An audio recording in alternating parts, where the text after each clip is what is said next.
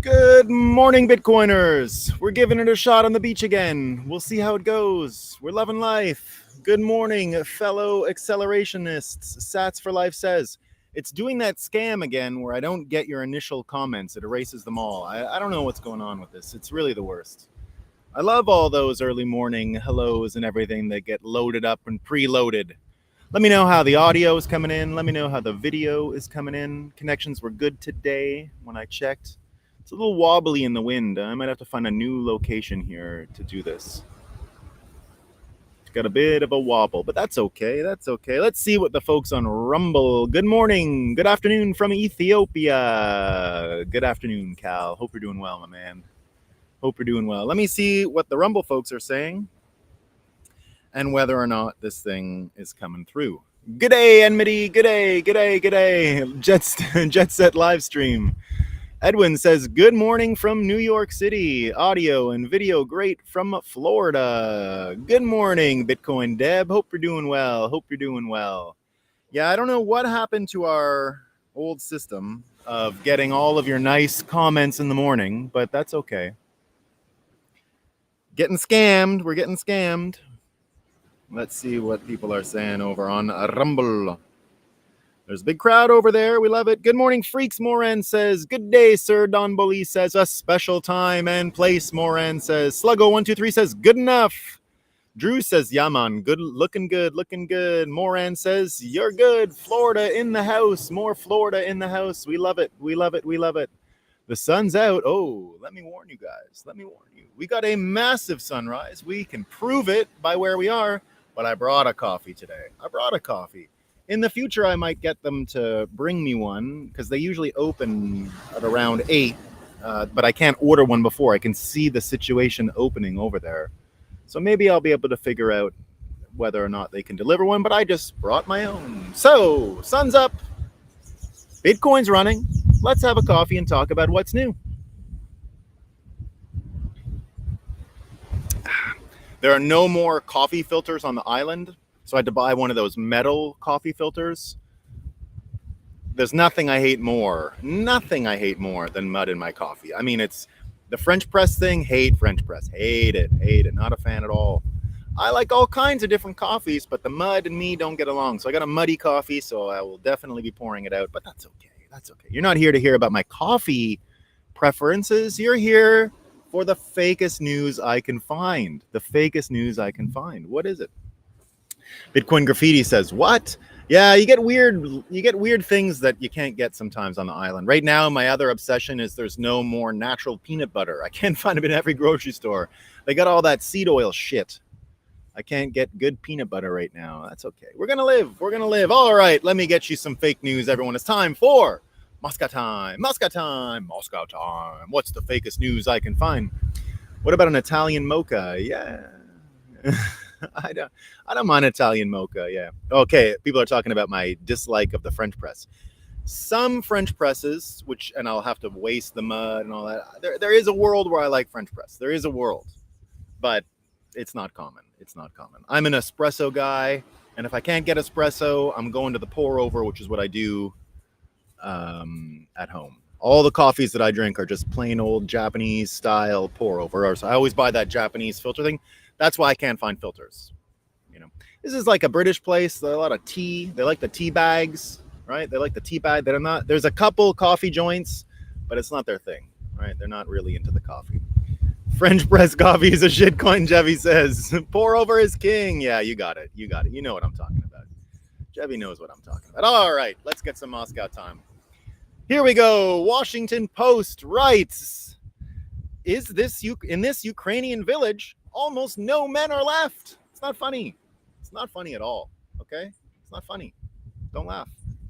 The Economist says differences in education could be causing young men and women to drift apart. What can policymakers do about it?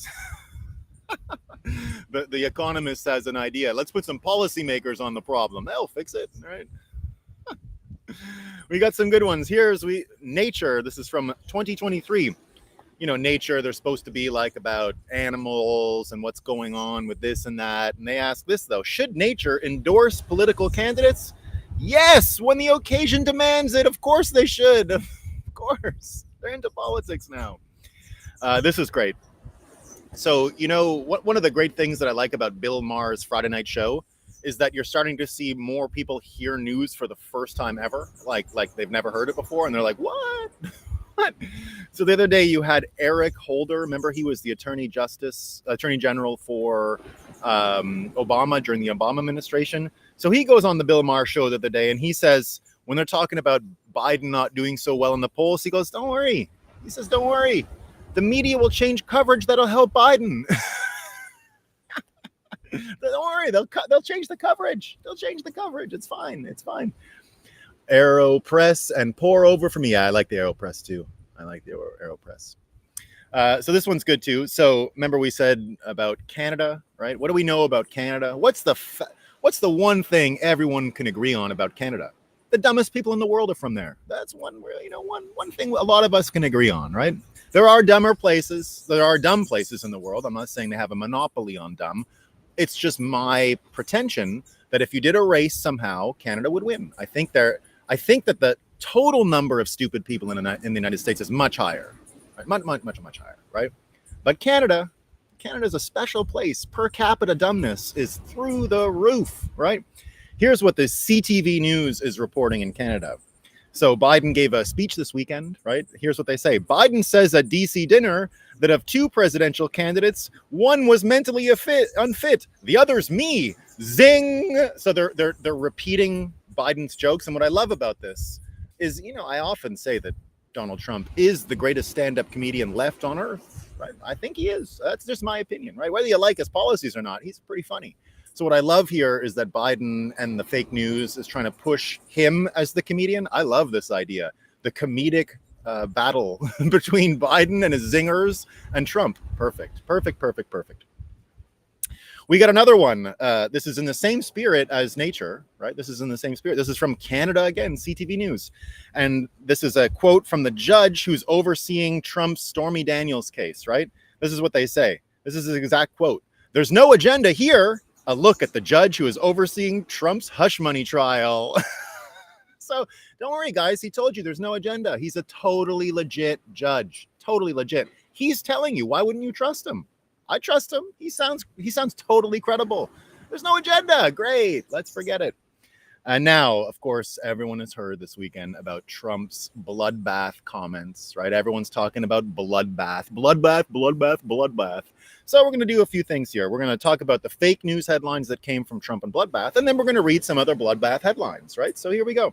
And by the way, when you look up the definition of bloodbath, right? So if you just want to, not that I care about dictionaries, one of the things I hate is that most arguments devolve into people trying to define words. And it's like, my definition is better than your definition. And, when you get into those arguments of just defining words, that's when you're in an NPC zone. So be careful of that. Don't ever argue.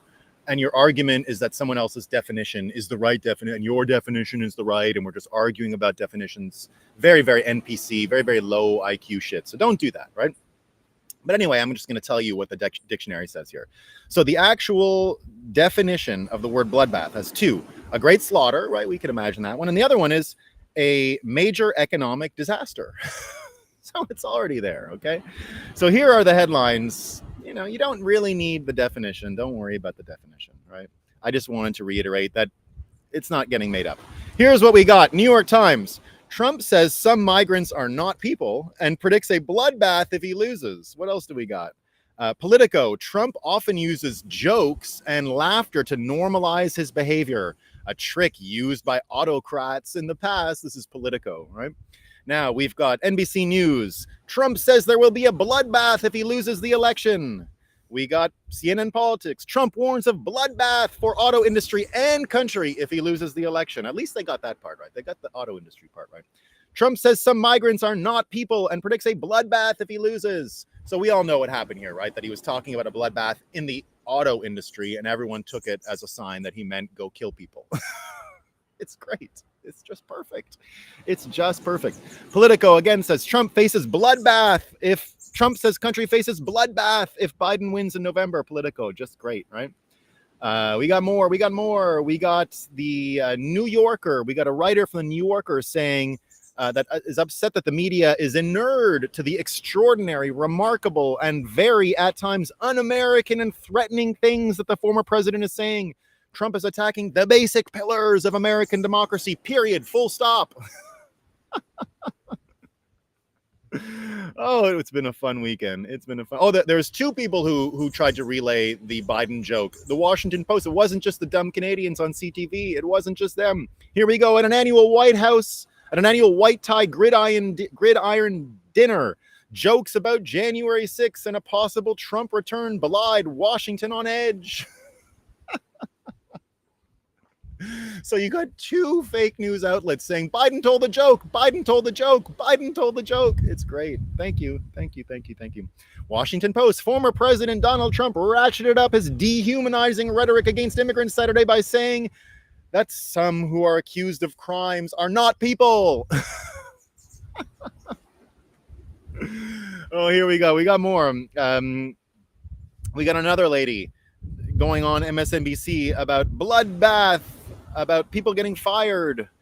Biden communications director Tyler says Trump's Bloodbath remark was an endorsement of political violence. It was an endorsement of political violence. And then he doubled up and added the Charlottesville hoax to it. He says, Tyler backs up this hoax with the hoax that Trump called Nazis very fine people. They're still going with the very fine people one. Perfect. We love it. Now, here's a collection of headlines from other outlets recently using the word bloodbath. New York Post says Spotify to lay off 6% of its workforce as tech bloodbath widens. Business Insider, the Wall Street Journal made deep bloodbath cuts to the DC bureau. Daily Mail, Meta boss Zuckerberg is planning a fresh bloodbath of non-engineering staff. The Seattle Times, a bloodbath of news layoffs, but also impactful stories in 2023. Fortune, the tech jobs bloodbath shows no sign of abating. Axios, mainstream media bloodbath. News outlets slash jobs as business suffers. Politico, bloodbath at the RNC. Trump team slashes staff at committee. Daily Mail, Disney braces for a layoff bloodbath with more than 4,000 people set to be fired on Friday. New York Post. Oh no, we already got that one. So there's quite a bit of bloodbath stuff out there. What did Trump really say with the no people in bloodbath? He said it would be a bloodbath in the auto industry. He was talking in Michigan to a bunch of auto workers and said it would be a bloodbath if Biden gets elected for the auto industry. Okay. So indeed, what our theme is today is, of course, with all that's going on, what we've seen is there's a bloodbath for trusted third parties. And I think this example this weekend was one of the perfect ones because this thing did not have legs. It became quite funny to watch people try to peddle this bloodbath thing. And now that we understand how information laundering works, now that we can see the gears of the machine to the extent that we can, this thing went nowhere. You had instantly Elon Musk this weekend reporting that it was very easy to see the NPCs, and he used the word bloodbath. He did the picture of all the NPCs speaking in chorus with one word bubble. You know that one? It's a bunch of pictures of NPCs, the Wojak, and then you see the word bubble, and it was bloodbath, right? Bloodbath. So, of course, we've seen the gears of the machine. We see how it works way better than ever before. And we're starting to understand exactly how this scam always works, right? Indeed, you had Scott Adams this weekend talking about how fun it's become, right? He says the following, that it just keeps getting funnier, right? To watch this stuff happen and to pick it out, right? The idea that this is happening and the idea that Bitcoiners in particular can see the information laundering to the extent that we can see it shows that the media really is just assigning people's opinions. It is a brainwashing outfit. It does nothing but try to, in its own way, mimetically spread information through this third-party information laundering system. Now, I've said it many times, the fiat system, of course, means word-based money, right? Fiat means declaration, declare. And if you declare by fiat, you wave a magic wand and it is so, right? It's a type of magic. So I've been talking about fiat money being black magic, dark magic for quite a while, indeed, because what happens when you use that system, what happens when you use words as money, you need a propagation system for that network. And the propagation system is the fake news. It is the manipulation of language. It is the broadcasting of manipulated language and prompt engineering at mass scale so that the NPCs will know what to talk about, know what to do, right? And that's why this thing has become pretty fun, right? We now have the capacity, by seeing the gears of the machine, to understand just how bad the manipulation is. And now go back to the Charlottesville hoax from 2017. That thing got out and spread much faster than people could defend it. But this weekend, right? So if you go back to 2017, I remember people fighting everyone. My wife got mad at me. My wife got mad at me at the time, right? It took her a little while to understand what really happened, and then she felt deceived, but it took a few days. It really did take a few days, right? With the tiki torches. Now, remember we were talking about the other day how funny that whole tiki torch thing is in retrospect. You remember what they were cheering and chanting during the Charlottesville hoax? It was, "The Jews will not replace us." As if there's a right-wing conservative fear out there of Jews replacing people from a population point of view. Now, a lot of people have trouble with Jews and Israel, but that's about banking and the media. It has nothing to do with replacement theory. Those same, whatever you want to call them, white supremacists do have a problem with replacement theory, but it's not Jewish people. There's 12 million Jewish people in the world. They don't evangelize their religion. It's nothing, right? So they couldn't even get their fake slogan right because they don't know what they're doing. They don't know what's going on. These are paid actors. This was a front. This was a staged fake news propaganda session, just like this Bloodbath thing is. This Bloodbath thing is they tried to make it over the weekend into something like Charlottesville, but it didn't happen. And it didn't happen because people have seen this show before. People are understanding how information laundering works. They understand that the system is designed to fool people and prompt engineer them. And because we've seen the pattern so much, it becomes less and less persuasive. This weekend, it was actually funny. It was funny to watch these people mind read, right? Here's what Scott Adams says about the mind reading. Let me find my Scott Adams notes. I don't know why my notes are a little weird. He goes, "The mind reading here doesn't correlate with the observed 4 years of the Trump presidency. To Republicans, Trump sounds like a guy from New York running for office. Branding Trump supporters as white supremacists is an order of magnitude worse in terms of priming for violence. The gaslighting on the bloodshed hoax is so transparent it is entertaining. Once the gears of the machine become visible, it all looks different." And then he goes on, "Worse than Watergate," right? LOL, worse than Watergate. Because, of course, they had the worse than Watergate people around all weekend. This is worse than Watergate, right? But now it is a problem because they are indeed calling for violence. This is an action-reaction thing, right? And by action-reaction, what I mean is when you start promoting these kinds of ideas, what you're actually saying is that the people who believe in it are so dangerous that you have to probably preemptively commit violence against them. So I take this as an actual call to violence against me when I hear this stuff.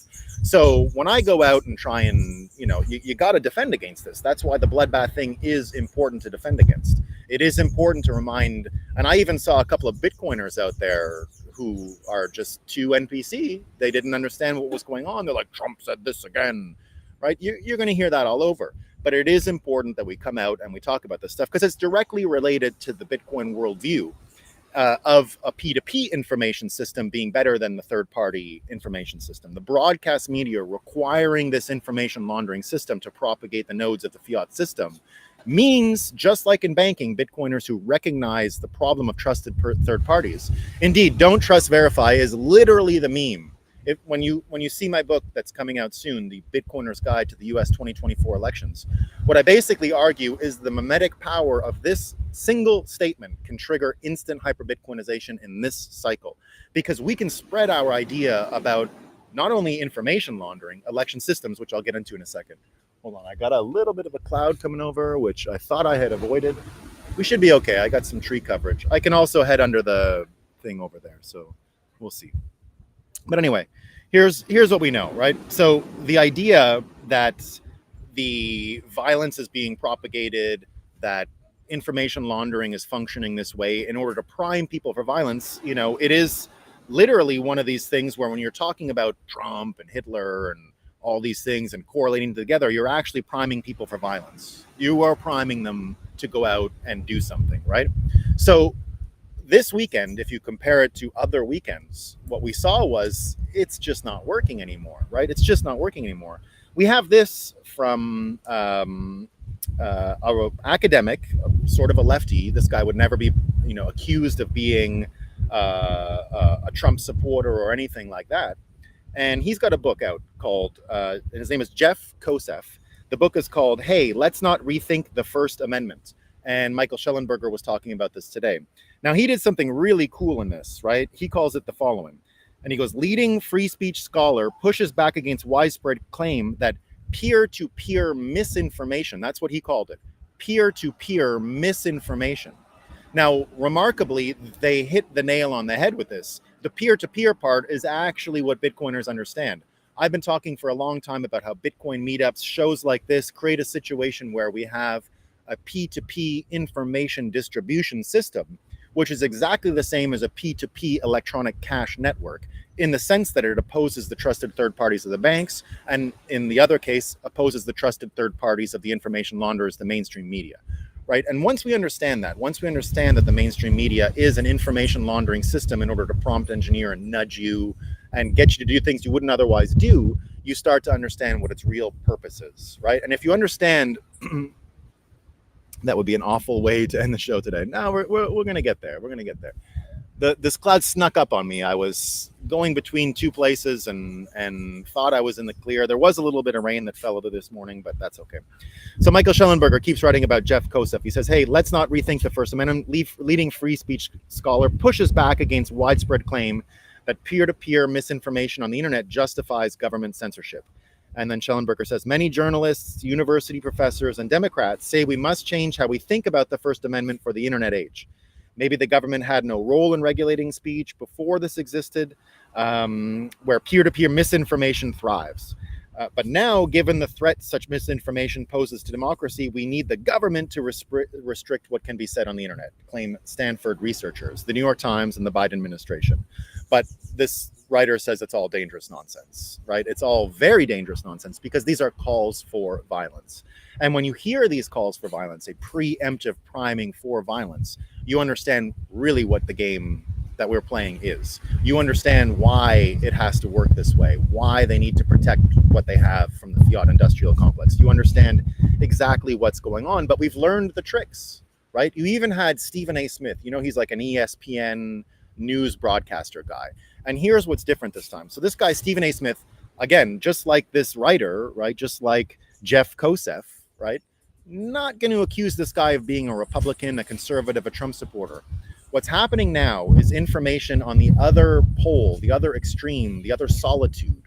For a long time, we exist in these echo chambers where information can't spread out, right? I mean, I don't think I have any ability to go into the Democrat liberal echo chamber and persuade anyone there, right? These things are cordoned off and sectioned off and algorithmically controlled. But when you have someone on the other side, which is what I said was going to be a big deal about the US primaries, when you had people reporting on RFK, when you had people coming out of what otherwise would be thought of as a closed plantation mindset, when you have people within that echo chamber saying things that resonate, it resonates much further. And so Stephen A. Smith, an ESPN broadcaster, again, no friend of Donald Trump, he's never been accused of being a Republican in his whole life. Even he admitted to Elon Musk this weekend on X, gotta call it as it is. This is a bullshit brainwashing exercise in order to vilify Trump. Trump never said that. He said this is a bloodbath in the auto industry. So you're starting to get things said within the echo chamber. That's what's important here. It's not just two people fighting. The P2P information system is starting to penetrate the fiat plantation. It's starting to penetrate the echo chamber. And as it does so, you're going to see they cannot get new adherents. They're only going to lose. The power of persuasion in this trusted third-party model is becoming as weak as the scam banks are in the United States. People are seeing through it more and more, and you're going to get more of that. Today, at the Supreme Court, we're going to start hearing about the Missouri versus Biden free speech case, right? Or maybe it's tomorrow. Now you've already got, or no, it's today. Yeah, today. Missouri versus Biden is going to expose the collusion between the Biden administration and big tech. This is the one where the state of Missouri is suing the Biden administration about the COVID vaccine and the COVID response and the whole COVID-19 time about their ability to suppress free speech by leaning on third parties, by leaning on big tech and intermediaries in order to do that, right? So now you've got this case that will be starting to be heard by the Supreme Court, and I believe the Supreme Court is going to choose freedom of speech and the First Amendment over the collusion between the government and big tech. So you're going to get a situation again where what the government has done is going to be deemed unconstitutional. They're going to have to bring it back to changing the Constitution, but you're not going to be able to do that. People are understanding what the P2P information network is, right? They understand that people like me, everyone on X, Mario Nawfal, I don't agree with everything he says. He says a lot of crazy shit, but nevertheless, his following is growing very quickly. All these people online that are doing the Mike Benz podcast, he's everywhere.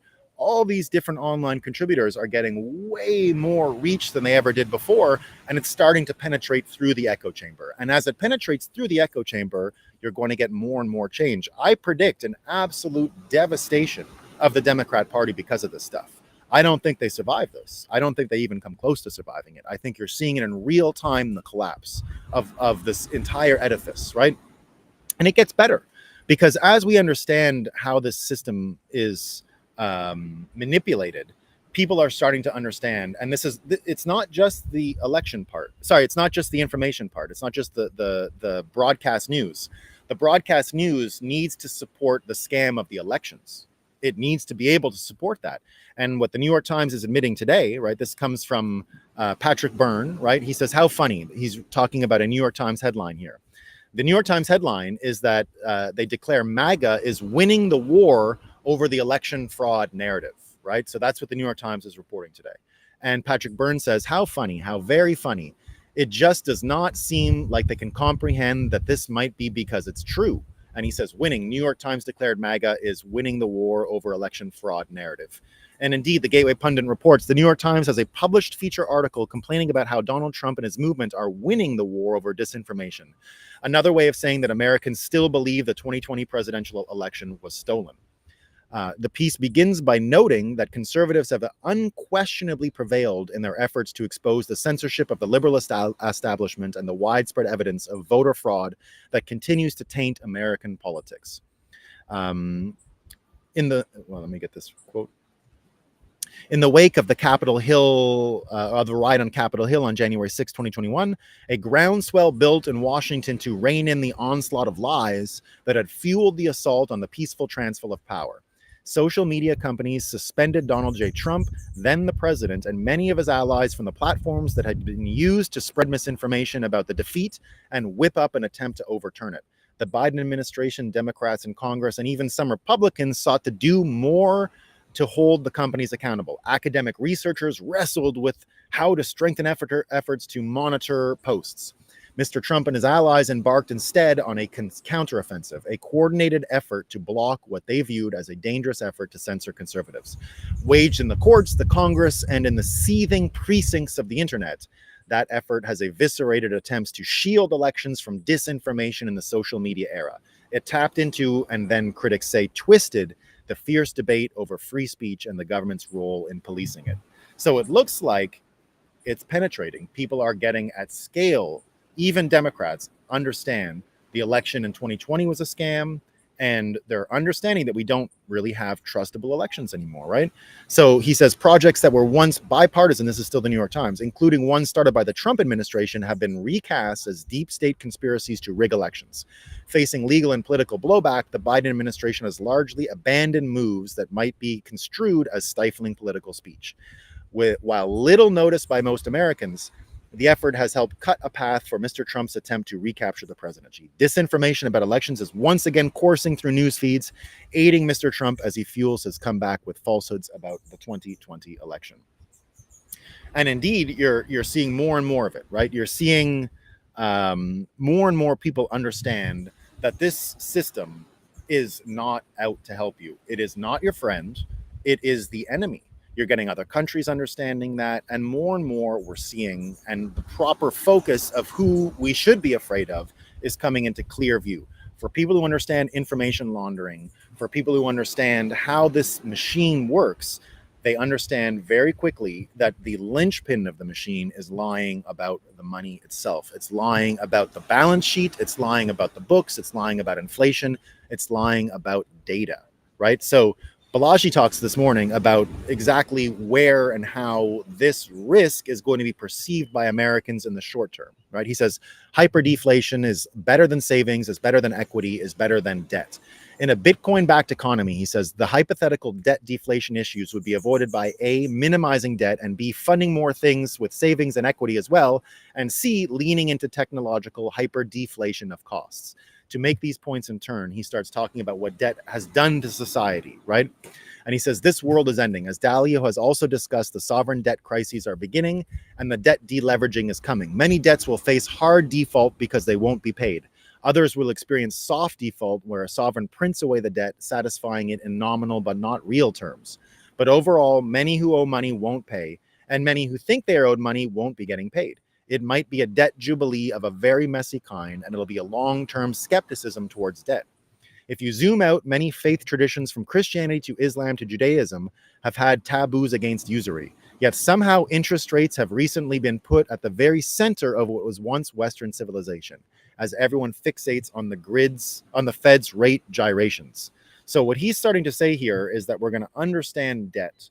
We're going to understand its role in fueling the brainwashing and the P2P information laundering system. And it's for those reasons that we're starting to understand exactly what our risks are, right? We're starting to understand that the risks that we have actually come from the so-called people who are there to help you and secure you and keep you safe. Now, as you understand that, right? As you understand that this is related to the information laundering system and that Bitcoin's perception of the P2P information system is as important as the P2P electronic cash network, then you start to understand that elections and Bitcoin and the education we've received from Bitcoin can apply directly to our understanding of what the republic is, what the democracy is. So Balaji goes on to say, vote for Bitcoin. Vote for Bitcoin is what he says. He says the post below is excellent. Let me extend this point one step further. The real election is Bitcoin versus USD. The primaries have already started across the world and every ballot counts. So make sure to vote early and often. Here's why this is more than a metaphor. One, they can't fake the price of Bitcoin. And this is what I've been saying for a while. The only data left in any argument that's worth a damn is about the Bitcoin blockchain. All other data, because it's based on the US dollar, it's based on the information laundering system, is a scam. Science has been corrupted because you can't understand the motivations behind the money. You don't see it. You can't see it. Therefore, most data, if anyone comes to me with an argument about data, even if I agree with it, it's a scam. If someone comes with the best study you've ever seen about how the vaccine is causing myocarditis, I will say, I don't believe you. Now, that doesn't mean I don't believe the vaccine doesn't cause myocarditis. It doesn't mean that at all. At all. I don't know what the vaccine does. I'm afraid of the vaccine. I won't touch it. But that's me managing my own risk. I'm not going to go out and tell you it's dangerous. I don't know. I don't want the risk. That's it. That's all I'm telling you, right? And if someone has data about the vaccine, I'm going to tell them to pound cement. I won't be persuaded by shit data. I don't have a lab. I'm not a technician. I'm not a scientist. I don't know shit about it. And I don't want to know. I just manage my own risk. That's it. That is it, right? So, freedom of risk, Bitcoin Graffiti says. Freedom of risk, yeah. So he goes on. They can't fight the price of Bitcoin, right?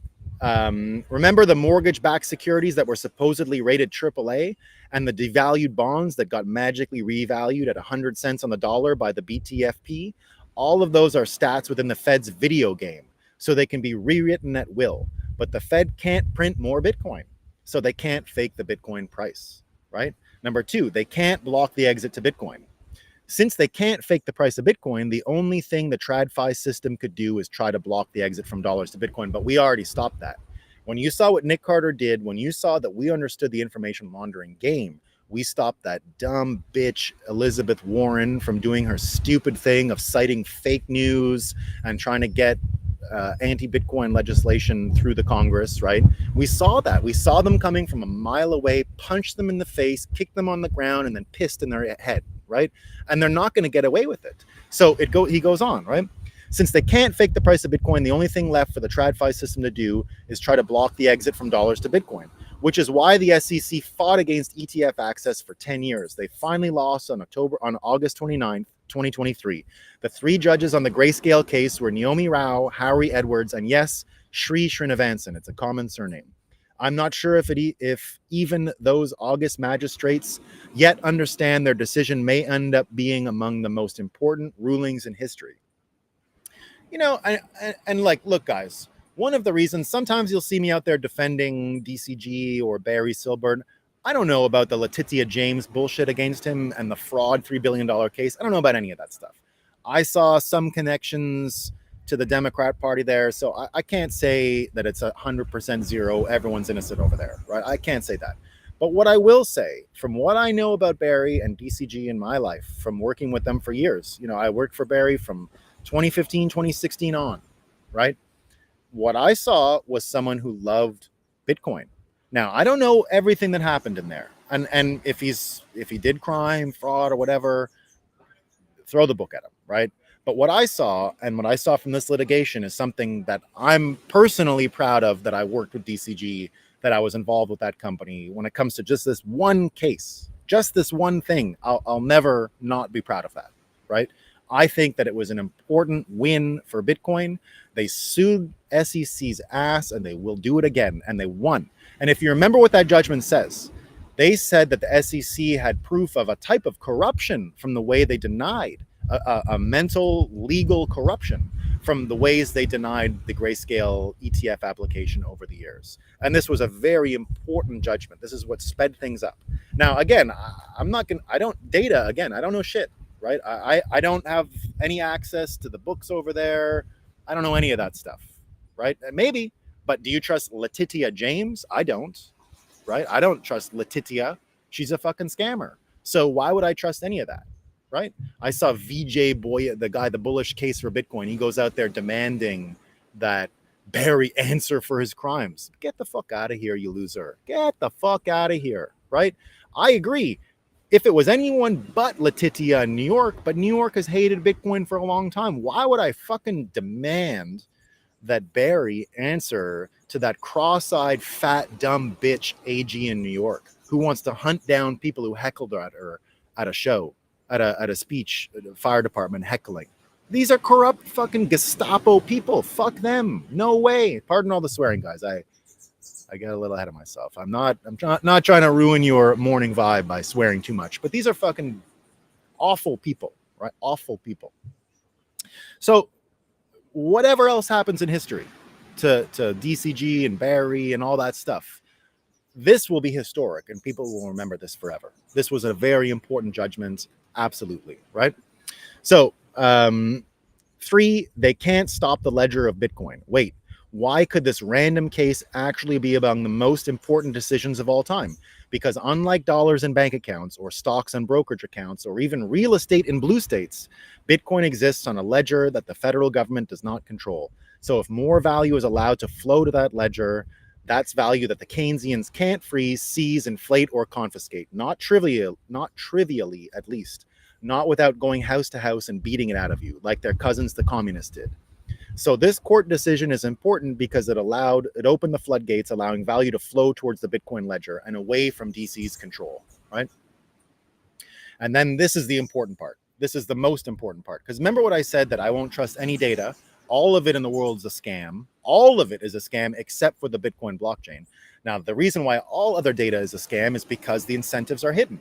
If you can't tell the incentives of any of these scientists, if the incentives are the corrupted money, then probably what they're scamming for is, or arguing for, is a scam, right? And this is where the incentives part comes in, and Balaji goes on and he says they can't stop the incentives of Bitcoin.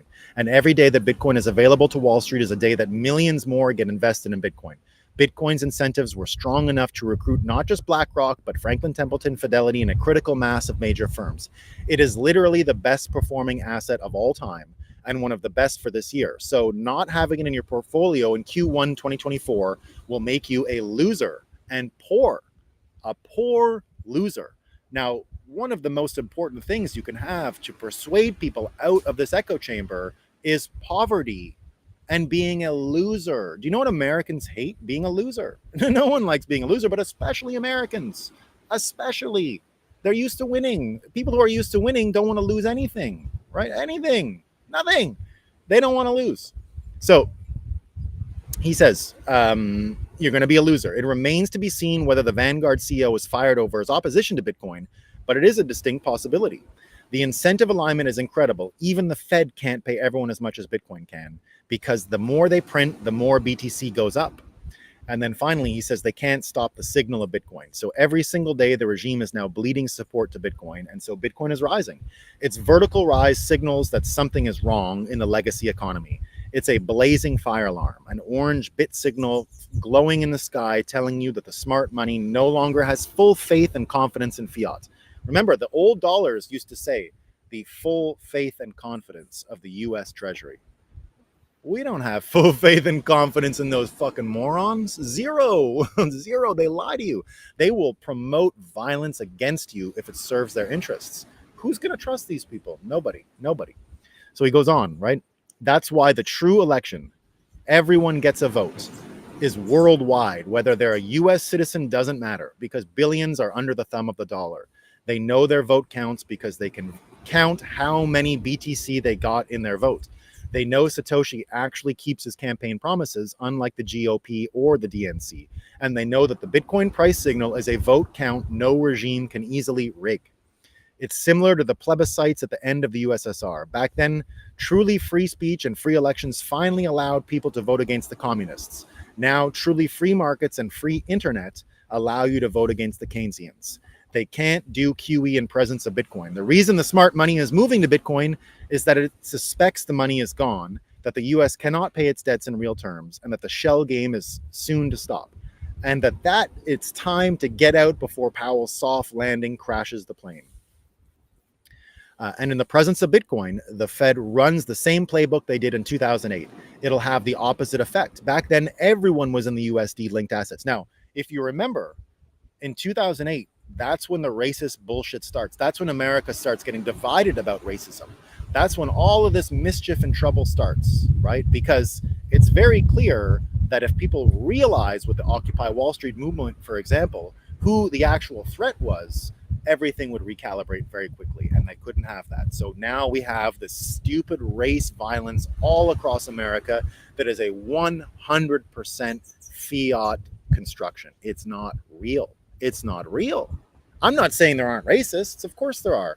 But they have to hire racists now, like the Jews will not replace a Charlottesville hoax, which is a complete scam. And they couldn't even get the type of racism these people would normally practice correct. They couldn't even get that right. The writers of the racist trash are terrible.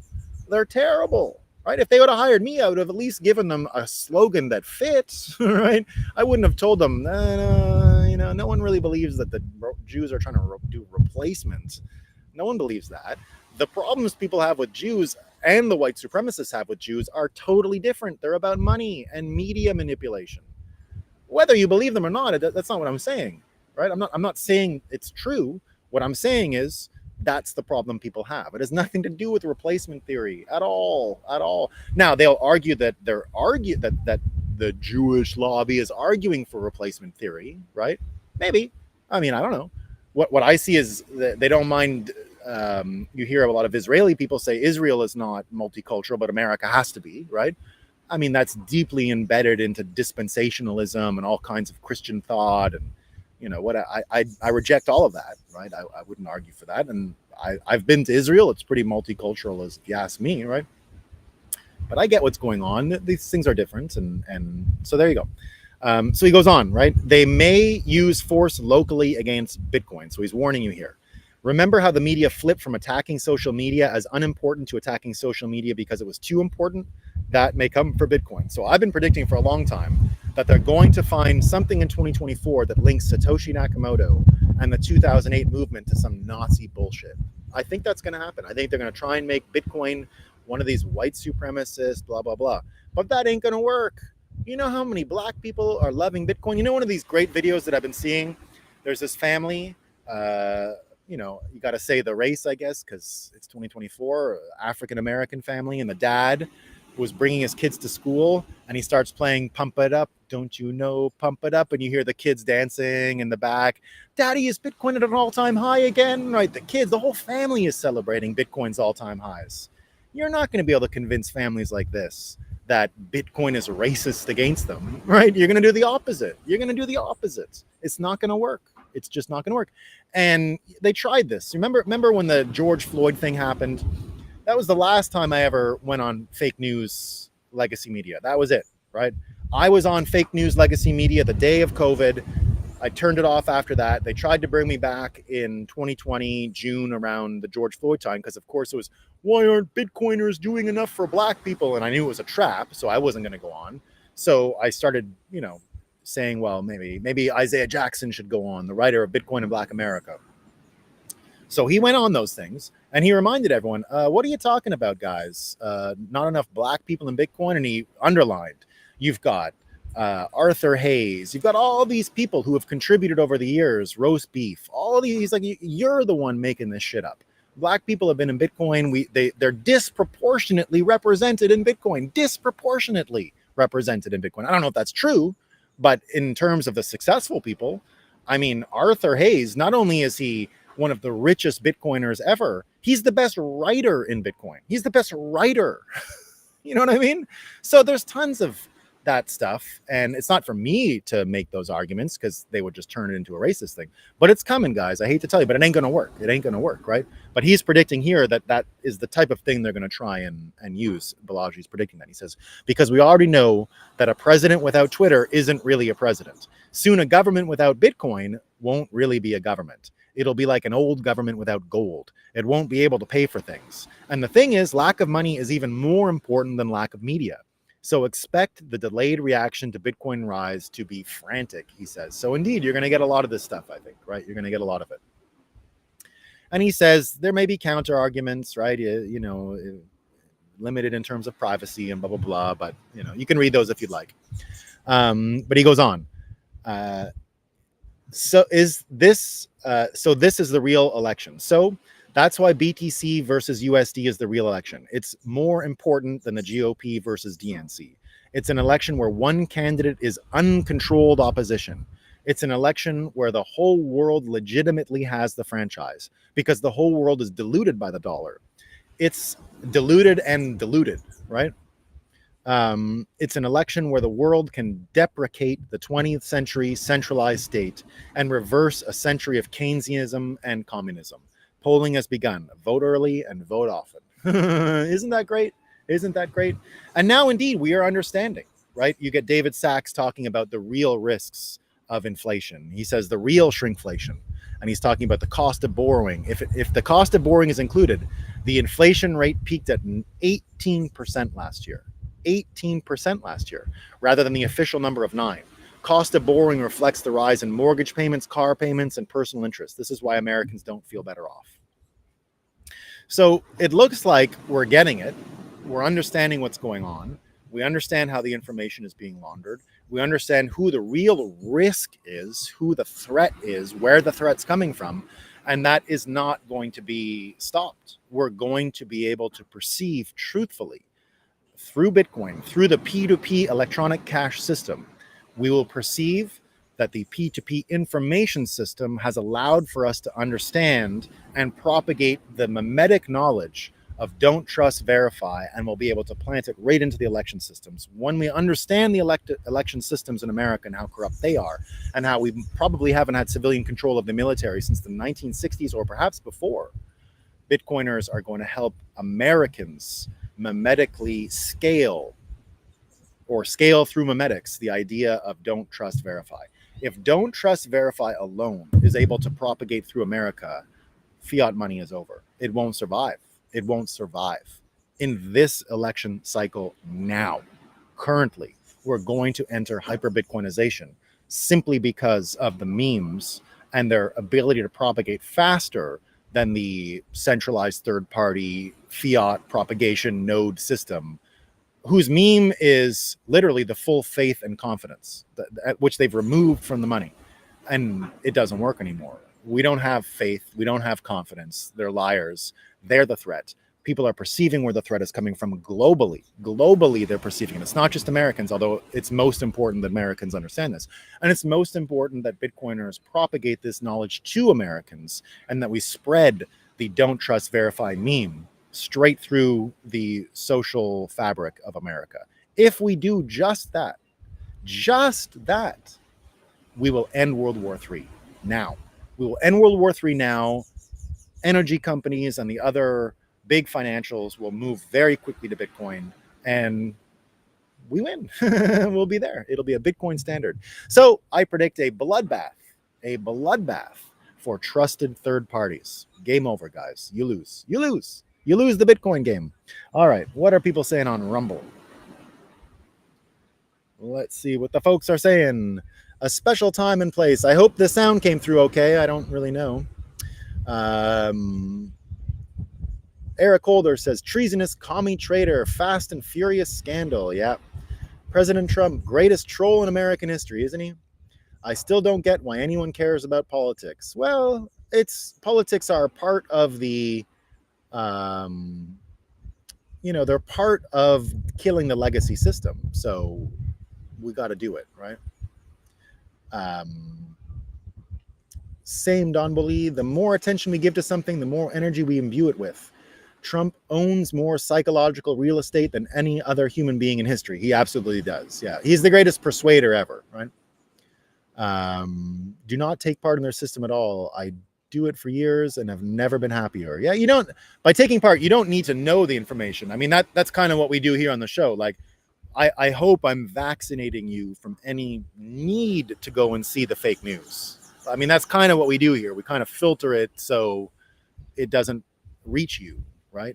We use the P2P network around information to try to shield ourselves. That's why it's so important that it's a live show and that I get your comments, right? That's really important to me, that it's a live show, that I get the comments. I could do 10-minute hits. It wouldn't be the same, right? It's important that it's a live show, that I can learn on the fly, that I can get information that I didn't hear on the fly, and that there's some form of interaction here that means that I can't script things, right? So that's what makes it a little more P2P. I want it to feel like a Bitcoin coffee meetup where everyone can sort of, converse. Do people ask you about the Satoshi Nakamoto hat? All the time. Yeah, all the time. A lot of people get Bitcoin around here. We're not an ignorant island about that stuff, right? Next up, live audience. Yeah, we should do it. Yeah, great sound, Jevy says. Love the outdoor show. Great. Jevy is one of the, I think Jevy might be the original live viewer. I think he might be number one original live viewer. There's a chance it's you. Tuned out during the Iraq War. Yeah, it's a good idea. Tune out of it, right?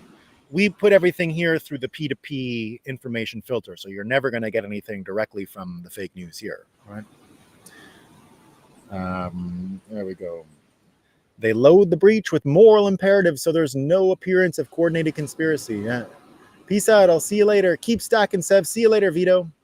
In my past as a commercial real estate attorney for a large law firm who did many real estate finance deals, I can say New York against Trump was a total farce, isn't it? I think it kills. I think it absolutely kills New York's real estate market, which is hilarious. Great episode today, Sluggo. Thank you. Connector, your energy is quite higher when you're outdoors. A good thing. Enjoy the new set. Yeah, I think I'm going to keep trying to do it out here. This was always the design, by the way, to do it out here. But when we have the time change, it's 9 a.m. here when I was doing it at 8 a.m. Eastern time. And it can be quite a bit busier around here on some days at 9 a.m. So we just had our time change next week. So that's how we're doing it, right? Screws up your nervous system. It sure does. Yeah, it sure does. Eat meat, touch sand. Well, we're doing the old grounding barefoot here. Huh? We don't. We're definitely doing the show barefoot, right? We don't walk in sand with our shoes on ever. So there you go. There you go. Johnny says you are a powerful part of the resistance. Thanks, man. Broke my heart to see the looting and genocide in the cradle of civilization. Yeah, it's no good. It's sad. Yeah. It's sad. I was writing the Bitcoin I am writing the Bitcoin War Bonds Manifesto, hoping to finish by the conf. Cool, man. Hard-hitting one-liners. Yeah. Victory for Bitcoin. We're winning, guys. We're winning big time. HODL T, as a black Bitcoiner, I'd love to see them try. They're gonna HODL T, and honestly, it is a great time for African Americans to become great heroes again of the Republic here and of America, because if black males resist, and they are, Stephen A. Smith and all this stuff, you're seeing it everywhere, right? That's why you're seeing all these articles about, oh, all these people are moving to Trump, black men and all that. What they're not telling you is that it's just women who are still on the other side, because it would be fatal if that was explained. The biology is starting to kick in here about risk and who is the danger. And I think males have a pretty good perception of these things. And when that starts spreading, when black males start spreading this understanding within their own communities, that's what I think creates the ultimate destruction of the Democrat Party and fiat politics. So I think in so many ways, the African Americans are really primed to be the ultimate heroes of this election cycle, more than election cycle, of this fourth turning, right? That's why I find it so funny that LeBron James does this like scripted, I'm going to be Muhammad Ali of my generation, because he got it all wrong. He got it all wrong. He got it exactly opposite of what he should be doing. And you're going to have incredible heroes in the African American community, and they're not going to be him, who was literally angling for it, right? So the guy angling for it doesn't get it. And you are going to have these types of like Muhammad Ali in a different context thing that happens within the African American population in America. And it's going to be beautiful, and it's going to be amazing, and it's going to change the whole world. And there's going to be new statues put up to these heroes, and we're going to love it. It's going to be great. So very bullish on all of these things happening, right? Very, very bullish on, black males, black male. Yeah. The black males beating the black male system. Yeah. Jack Dorsey said Africa will save the world. He was correct. Well, maybe. I think personally, South America is going to come to America's rescue, and they already have. We only need Milei and Bukele in order to push America, or to model what America has to do in embracing bimetallism. And those two leaders, Bukele and Milei, are going to make it possible for Trump plus Vivek or whoever else, RFK maybe, to change fundamentally America, embrace bimetallism, embrace the situation that El Salvador has shown us. So it's not just black males, it's also going to be, Hispanic, whatever. In the case of Bukele, Palestinian, right? Palestinian. Yeah, I love the black face of white supremacy articles. They're so good. They're so good. Great breakup this morning. Yeah, I think the energy is good outdoors. We like it. We like it. All right, team. I don't know about the wobbliness. I got to figure that out. I might start using another table. It didn't seem too loud up there today, so maybe tomorrow it'll be possible. The internet speeds are just as high up there, and I don't have to worry about rain because I'll be under the roof, and I'll probably have to worry if there are NPCs who come around. Maybe we'll get in. Maybe we'll have a live altercation one day. That would be fun. A lot of NPCs in Barbados, unfortunately. I see a world with more dinner theater and pop-up karaoke. We love dinner theater. We love pop-up karaoke. Dave Wilby in the house, also a very good karaoke singer. I've done many a drunken karaoke night in Korea with David Wilby here in the house. We love karaoke. We're big fans. We're big fans. African will help the Western, South American, the Eastern Hemisphere. Yeah, I think so. Yeah, reverse that. Yeah. Onward. Bitcoin Dev laughing. All right, guys, that's all I got for today. Thanks for coming. I appreciate it. I shall see you tomorrow. Enjoy your day. It's a beautiful one, right? It's a beautiful one. It's a bloodbath, everyone. It's a bloodbath. What beach is that? It's Carlisle Bay, if you want to know. Yeah, it's one of the best.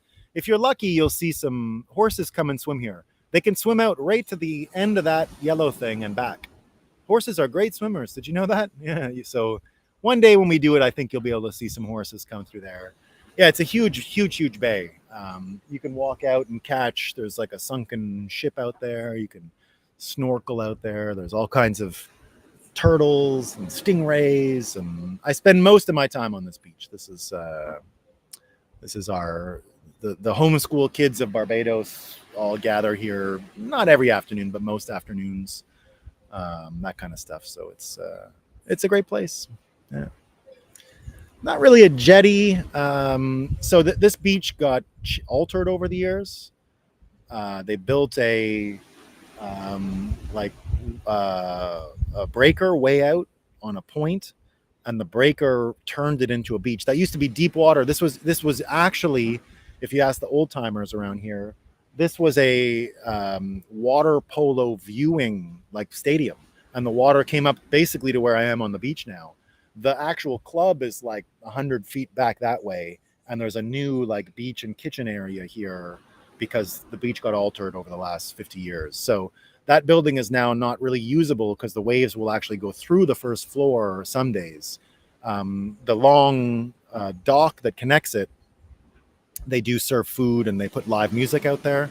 But this is actually a hotel next to where I am. It's not, we don't use that. It's not accessible to us. I mean, I can go under there. I go up. I mean, I can go in the hotel, but it's not where I go. Yeah, it is a type of paradise, Bitcoin Dev. It is.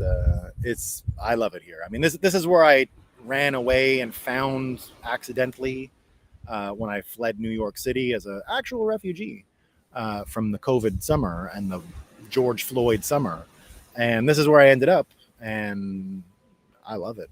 Just accidentally ended up here, and it's a great. I mean, here's an example. When I left, I stay in Vermont and Canada right up till Christmas. I asked my nephews what they were doing for New Year's Eve because we went out for dinner a couple days before, or lunch a couple days before. I said, "Hey kids, what are you doing for New Year's Eve? You going out with your friends?" The dad had to answer for me, right? The dad had, and he goes, "Kids don't really do that anymore." And I'm like, "Well, they're teenagers. What are you talking about? Like, you don't get together for New Year's?" And so I was like, "Oh, what the hell is going on here?" And so I come here to this club, and we come here every year for the New Year's party. We arrive New Year's Eve and then come to the party. I'm telling you, hundreds of teenagers socializing, talking, having fun. No one has their stupid phones out, nothing like that. Because I mean, the weather is an advantage, but this island is one of the last places where everyone's meeting all the time. No one's addicted to their phone. Everyone's hanging out. Kids are running around. I never nag my kids about iPads or whatever, ever. My thing was to compete against it. If I can out entertain the iPad, I don't have to police it. Now I do a little policing because whatever, right? They usually only get to have it on weekends. It is I've seen the mood level change and all that. So I'm a little stricter with it than I would have necessarily been at the beginning. But my goal is just compete against it. And if I can beat it by coming to places like this and the farm in Vermont and this and that, then I don't have to worry about it, right? So they are growing up exactly like me. They're dirty all the time because they're in the mud and on the beach and running around, and they get crazy miles under them. And it's, feed the birds and stuff. You need to offer the superior thing. Exactly. Yeah. Feed the bird. Yeah, exactly. So I literally compete against the algorithms, and it's pretty easy to win if you're in places like this, right? My kids learned how to swim at like 2 and 3 years old there. They're just tremendous swimmers now. They boogie board over there. All their friends are there. And this place is great too because you don't have to really watch them. There's nowhere they can go. So it's just an army of kids ripping around in circles for hours, just tag, hide and seek, and all that kind of stuff. And all these trees are like climbable, right? So they're just in them all the time. Monkeys come. It's when the monkeys show up, it's calamity. Monkeys in the tree, right? Fun. And horses swimming. They can swim with the horses. All right, team. Have a great day, everyone. I shall see you all tomorrow.